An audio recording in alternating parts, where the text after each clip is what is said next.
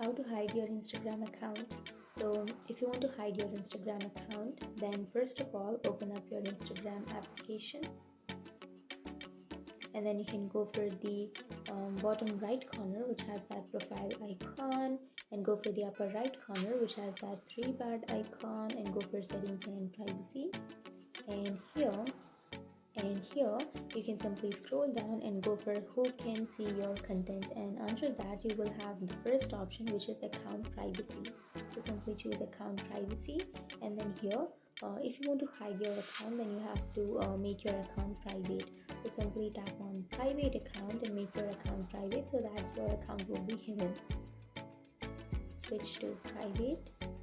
So that's it. Now when you it says that when your account is public, your profile and post can be seen by anyone. But if you turn your account to a private account, then only the people you follow and only the people that you have given access to follow you, only those persons can see your account, and other persons cannot see your account or your post or any videos.